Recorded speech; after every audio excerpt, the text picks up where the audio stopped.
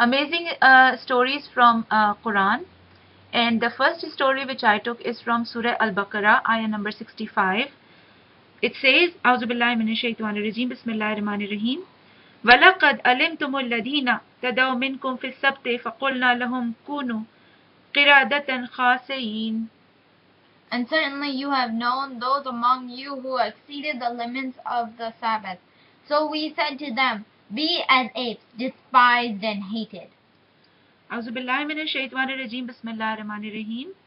और अपनी कौम से उन लोगों की हालत तो तुम बखूबी जानते हो जो शंबे के दिन अपनी हद से गुजर गए के बावजूद मुमानियत शिकार खेलने निकले, तो हमने उनसे कहा कि तुम रांदे गए बंदर हो जाओ. As for the Muslims, Friday is a very respectable day. For the Christians, Sunday is similar. For Jews, Saturday was reserved exclusively for prayers. These people lived in town of Elah, near the Red Sea. These people had restrictions on not to do fishing on Saturdays. The people invented crafty methods, sneaky methods, through which the fish got trapped. They dig holes on Friday so the fish get trapped on Saturdays, and then they get the fish on Sunday. In view of their persistent violations, in spite of the repeated warnings given by the prophets, they were transformed into apes. After 3 days, all of them died. A powerful wind swept their corpses into the sea. The other story which I take is from Surah Al-Adiyat. A'udhu billahi minash shaitanir rajim. Bismillahir rahmanir rahim. Yeah, ayah number 125.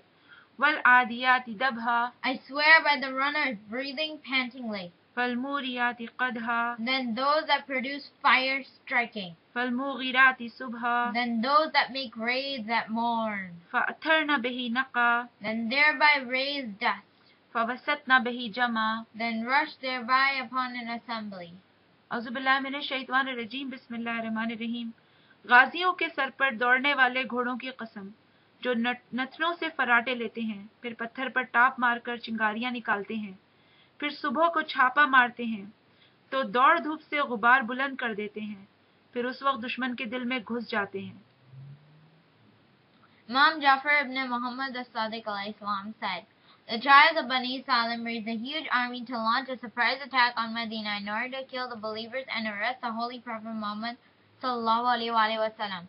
The Holy Prophet sallallahu alaihi wasallam, upon receiving the information, sent one of his companions, Hazrat Abu Bakr, along with a party of Muslim warriors to prevent the planned attack.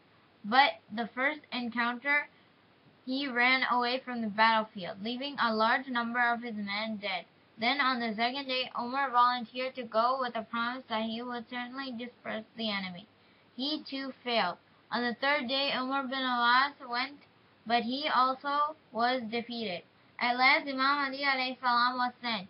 He, with his men, traveling in the night and resting in the daytime, reached the scene of the battle, attacked the enemy in the early hours of dawn, and won a decisive victory. Imam Ali alayhi salam killed most people, and the rest he made prisoners, and those who want to arrest Prophet Muhammad sallallahu alaihi wasallam were chained by Imam Ali alayhi salam. That is why this battle is called as Dhatus Salasal. Imam Ali alayhi salam have not even reached Medina, that Hazrat Jibreel alayhi salam bring this surah and give Prophet Muhammad sallallahu alaihi wasallam the news of success. When he turned, the Holy Prophet received Imam Ali alayhi salam outside the city of Medina. When Imam Ali alayhi salam saw Prophet Muhammad sallallahu alaihi wasallam, he came down from the horse. Then Prophet Muhammad sallallahu alaihi wasallam said, "O Ali, if there had not been the risk of people idolizing you as the Christians worship Isa, I would have made public such of your merits as would make people use the soil under your feet to cure their ailments." हज़रत मोहम्मद सल्लल्लाहु अलैहि वसल्लम ने फरमाया, ए अली, अगर मुझे उम्मत की गुमराही का खौफ ना होता तो मैं तुम्हारे बारे में वो बात कहता जिसे लोग तुम्हारे कदम की खाक शिफा के वास्ते ले जाते. These verses were revealed on this occasion, Minhajus Sadiqeen. This is another saying of Imam Jaffer Sadiq alayhi salam, and this I put for basically for the zakirs and for the alims of our Ahl Bayt. Imam Jaffer Sadiq alayhi salam said, "O Abu Harun, recite a couplet regarding Imam Hussain alayhi salam, he recited a few lines. Imam Jaffer-sadiq alayhi salam said, recite them as they should be recited, that is, recite them with grief. Then he recited, when you pass a grave of Imam Hussain alayhi salam, say to his pure bones. Imam cried a lot and said, continue reciting. He recited one more poem. Imam alayhi salam cried even more, and wails were heard from behind the curtains also. And when he finished reciting, Imam said, O Abu Harun, one who cried after reciting the poems of Imam Hussain alayhi salam, and make 10 people cry, Allah would make everyone enter paradise. One who cried after reciting the poems of Imam Hussain alayhi salam and makes 5 people cry, every one of would set paradise. One recites the poem of Imam Hussain alayhi salam and makes 1 person cry. Paradise would be made obligatory for both of them.